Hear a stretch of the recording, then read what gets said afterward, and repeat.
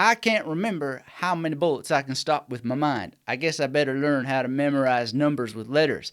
But in order to do that, I gots to Check the number and dial again. The number you've called is disconnected. Please check the number and dial again. If you'd like to leave a callback number, Please check the number and dial again.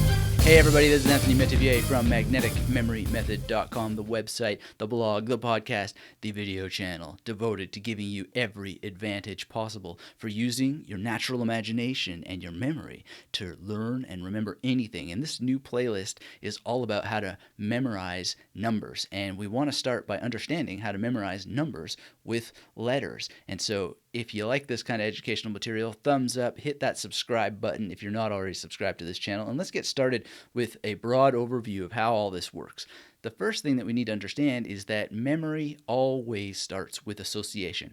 You're associating information that you don't know with information that you do know in order to help your brain create ties, neuronal links. You actually have chemistry in your brain, and if you direct the information in a particular way, you will create stronger neural networks in your brain. It's really, really cool, and all you have to do is understand how association works. Now, when it comes to the ability to memorize numbers with letters, well, association works by doing just that, creating associations between numbers and letters. And this is a very old technique. I want to give you a little bit of that history to help you understand it better in this video. But one of the things that's missing from the history of associating memory in a way that allows you to have a pool of associations between numbers and letters is the understanding that there's an arbitrary way to create the association between numbers and letters, and there's a non-arbitrary way. And we want to learn the non-arbitrary way as much as possible because it makes it easier and it makes it faster. And one of the ways that we can make this non-arbitrary to ourselves is, instead of looking at this crazy diagram here cold, let's look at a little bit of the history behind this idea that you can memorize numbers with letters. Now, it doesn't exactly start with Major Beniowski, but that diagram that I just showed you, it is come to be called over time the major system. I like to call it the major method because it's not really a system. Rather, you use the method to create your own system of number-letter association. Now, where does this appear? Well, it appears in the Anti-Absurd or Phrenototypic English Pronouncing and Orthographical Dictionary, and it's called the major system not because it's the one that most people use, although it seems to be that it is the one that most people use, but because the dude's name was Major, and he put it all together in this little diagram right here that has survived the test of time. However, as we'll see, it's a little bit more of an interesting story than that. Now, you might be wondering, why the heck do I got Johnny Cash and Superman here? Well, it's because I'm using the sound number association technique to remind me that one of the scholars of memory says that Major Beniowski first codified that little diagram in 1932. Johnny Cash is my go-to guy. 1832. Johnny Cash is my go-to guy who lets me always know the number 32. And the reason is what we'll talk about in this video, and you'll be able to develop that too. You might not use Johnny Cash, but I do. There's a reason why I use Johnny Cash, and it's because it's a non-arbitrary association. Superman reminds me of 45, and there's a reason why, and it's because he's bending that rail, and it's because I have a very, very concrete association to that rail. Superman's part of it, and you know, I can see why Major Beniowski called it the anti-absurd way of doing things, because it totally seems absurd until that you get into it and you learn it, and then it's clear as a bell. But one of the challenges in teaching all this is to help you understand that it's actually not absurd. It's totally logical if you can figure out the levels of association that are involved here. Now, the thing is that Major Beniowski in 1845 or 1832, whenever it would have been, this book actually appears in 1845, he wasn't the first dude to figure this out. By the way, I've got the link for this book so you can read it for yourself down in the description below. And the person who is considered to have first codified it in French is Major Paris. And he's a really interesting dude, because you got to read his Wikipedia and get into his little story. But in any case, we don't know exactly, or I haven't seen any reference to exactly when his codification of the number-letter associations came onto the scene, but we do know that he lived from 1798 to 1866, and that's what Jeremy Irons here is helping me remember and Cheech. So the birth date of 1798, that's actually Jeremy Irons, but he's playing Bev in the movie Dead Ringers. And the reason I have that tack there is because that tack helps me remember 17. And you'll notice I didn't edit it, that I made a little faux pas there with or faux pas. I made a mistake with Johnny Cash there, and I said 1932 when I meant 1832. And the reason why that happens is another story for memory science video. But the thing is if you want to be bulletproof, every single time you should have some sort of memory signature that will help you do that, get that correct. And because I wanted to remember that this is actually 1798 instead of 1898 and not fuddle my brain up, I made sure to put a tack here, which I should have done for old Johnny Cash there, so that I would say 1832 instead of making that little bumble there, 1932. But I want to show you sometimes the mistakes are just as instructive as the getting it right all the time, and just leave that in here because it is quite interesting. The thing is that you often don't really need to put the first numbers if you get some experience with these, and this was just a slip from speaking on a video. But the reality is that the reason why 1798 and why I chose it here is because I didn't want to make the mistake of 1898 and then be like, yeah, and then he died in 1866, right? Because that would be a time machine sort of thing. In any case, these are really, really powerful techniques, and you'll see how wonderful that they are and what kinds of mental exercise they give you actually when you get into them. And when you do make mistakes, just, hey, I made a mistake, and no big deal. One of the big problems that people have when they come to the art, the craft, the science of memory is they make a mistake and then they get all fuddly-duddly about it. And the reality is that you just correct yourself and then you go back and you say, hey, why did I do that? Just like I'm doing now, and you're going to have a much more interesting life with your memory. You're going to improve it way more, and you're going to have so much more fun with these techniques. Okay, so that's a little bit about the history of how numbers and letters came to be associated with one another. And it's really, really interesting to know a little bit about it, and there's a lot more to know. So go follow the links down in the description below if you want to follow up on some of that history. What you just really need to understand is that this stuff has been in use for a long time.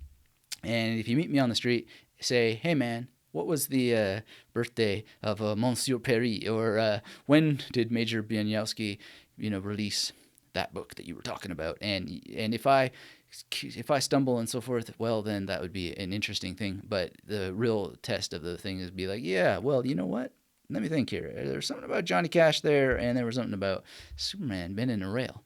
Haha. And then I'll just be able to tell you those dates as a result of that, because that's how this works. It's association, because I know Johnny Cash, I know Superman bending that rail, I know Bev here from Dead Ringers, aka Jeremy Irons, and I know Cheech Marin, and they are really, really powerful. But they are non-arbitrary associations to the sound number technique. So let's have a little bit of a look at what these diagrams are. So we're going to put together this one from Major Beniowski, and we're going to put together this one from Monsieur Paris. And hey, by the way, have you hit that like button yet?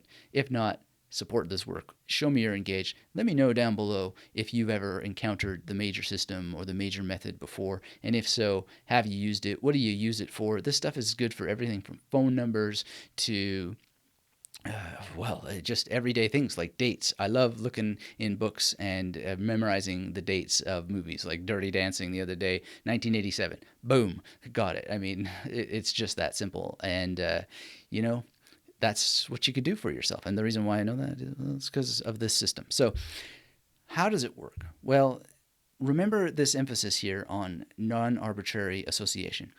The arbitrary thing here is that 0 is associated with a soft C or an S or a Z. There's no reason, and there's no reason to even wonder why that is. Now, some people have said that these techniques emerged because of the shape of the mouth and how that your tongue touches parts of your palate and the back of your teeth and so forth. I don't know if I buy into that theory. I think that if you look at the Russian codification of this, it's very different, and so that may lend credence to that idea or not. The point is we don't really know why the people came up with it in the ways that they did, but we do know that it is pretty arbitrary. But that doesn't stop us from making non-arbitrary associations. So soft C, S, and Z. Pretty arbitrary, right? So how do we solve this? Well, I like to see, or when I teach this, I just see a snake eating its own tail. Why? Because it's in the shape of a 0, right? And so that reduces the arbitrariness of it. Why? Because snakes hiss, and they make that S sound, hiss, right? So we've got this going for ourselves, right? Now, the soft C sort of thing, well, maybe you got to get Cookie Monster in there, and he's pouring some milk and making his cookies soft, right? You could do that. The question is, for you, how are you going to make it non-arbitrary to your imagination so that when you see that 0, you know without a doubt it's a soft C, an S, or a Z, so that you can have a letter or a series of letters associated with that number so that you can make words like Johnny Cash or Superman bending a rail or whatever the case may be in order to remember numbers really, really fast, okay? Now, if you want to make it even more non-arbitrary, or you want to add on the Z, one really easy way to do it in this particular case, and there may be an infinity of ways to do it, is the snake is actually sleeping and he's snoring while he's eating his own tail. So he's hissing, sleeping, and snoring. Maybe Cookie Monster is there making his cookies wet, and you get these Z's, zzz, right? And that's reducing the arbitrariness to its least common element here. You're making it very, very non-arbitrary. You're making it concrete because you're associating things that you already know with things that you don't know. So if you don't know the major before you came to this video, and you never heard the idea of associating a 0 with a soft C or an S or a Z, you can now think in your mind, hey, does this work for me? Soft? This is Cookie Monster making his cookies soft? Yeah, maybe it does, maybe it doesn't. Maybe something else comes to your mind. A lot of people, they get this even without the associations, but if you need them, they're there. Now, the next thing is to place these images in a memory palace. If you don't know how to create a memory palace, I suggest that you hop on my webinar, Triple Your Memory, go to magneticmemorymethod.com/3x and get yourself registered, get a seat, and you will learn how to place information in memory palaces. And what you can do is create a memory palace with 10 stations, 10 magnetic stations. Do it right, create the memory palace correctly so you don't confuse yourself, and then pop something there that helps you remember these sound number associations, and you will have a blast because you'll be able to find it very easily in your mind and use that location to recall it a couple times so that you remember it. Because if you just have in your kitchen this crazy image of a snake snoring away while it's hissing on its own tail, and Cookie Monster is hanging out there softening his cookies, and you know that it's right in front of your fridge, and it's just in the most weird situation possible, you will have a very, very hard time forgetting this sound, this number letter association. Right? It's just very, very difficult. And you don't have to be particularly visual in your mind. You just need to make the associations as strong as you possibly can. So what's next on our agenda? Well, the major, as it's often taught, and this is the way I use it myself, is that 1 is associated with a D and a T, or a T. So you don't have to use both at the same time, but you can choose if you want, depending on what the other numbers are. Because essentially what this is leading to is if you have something like the number 11, right? Well, then you're going to create a toad, right? But not just any toad, because you want a non-arbitrary toad. I use the toad from the Warner Brothers cartoons, right? You know, he's dancing and singing that song and da-da-da-da-da. Well, it's really, really important that it's that toad and not just some random toad. I mean, if you remember Old Yeller, it could be the horny toad that the kid in that movie loves to have there, you know, and in his pocket. That's non-arbitrary. It's much more connected to you because it's a real toad. And ultimately, that would be the only challenge when you're creating your images based on the sound letter associations that you're going to create. But let's take this one step at a time and just get our sound letter associations going on. This is a playlist. More videos are coming to help you eke this out and get it into your system because it's very powerful indeed. Anyway, what's going on here? What's with this DT air filters thing? Well, notice that the brand has a 1 and a D and T. You may not know this brand. I do. I mean, it's just Motorbiking 101, right? And if you don't, well, then you could look it up and start to create an association. Or you could just notice that both the letters D and T have a single up and downward stroke, right? They do. It's right there on the actual letters themselves. So D, you can just think, how many strokes does it have up and down? 1. So it's associated with 1. T, how many strokes does it have up and down? 1. So it's associated with T. Boom. Now, doesn't have to be capitalized D and T. You can also see that the small caps D and T, they too have these up and down strokes, and there's only one of them. Now, what's the proof in the pudding that this is so memorable? Well, because N has 2 up and down strokes. And, the small caps, not so much. It has 1 and a sort of a swooping downward stroke. So let's go with the capitalized N there. But we have other options, and we have, potentially an infinity of options if you really get down to it and think about what's real for you, what's non-arbitrary for you, then you're going to have a much, much stronger concrete relationship. And the sooner you make sure that you create a concrete relationship, the sooner it's going to get into your long-term memory and stay there so that you can actually use these tools instead of humming and hawing and thinking about it for too long, because that is one of the ultimate barriers. Memory improvement loves speed of implementation. So jot this stuff down, work with it, get it done. Noah is another option. Why is Noah an option here? Well, it may not be for you, but many people around the world know who Noah is, and they know that he took some animals on the ark. And how did he take those animals on the ark? Bam! He did it 2 by 2, by pairs, right? So he's naturally associated with the number 2 by virtue of the story. Not only that, but he has 2 syllables in his name, Noah. And he has the letter N in his name, which has 2 downstrokes, right? So he's got 2s all over the place. And that's really, really powerful. And his H also has 2 downstrokes as well, if you want to really get nitty-gritty about it. And so it's really powerful stuff. And the more associations you bring to it, the more you're going to remember this. And when you put it in a memory palace, then you're going to have a place to actually recall what these associations were and practice the recall using the strongest memory that most people have, which is spatial memory. Again, we're talking all about this on my webinar at magneticmemorymethod.com/3x. Make sure you register for that if you haven't taken a training with me before, because it's going to give you the memory palace technique and you can use it. How about another example? What about 3? Well, 3 is associated with M.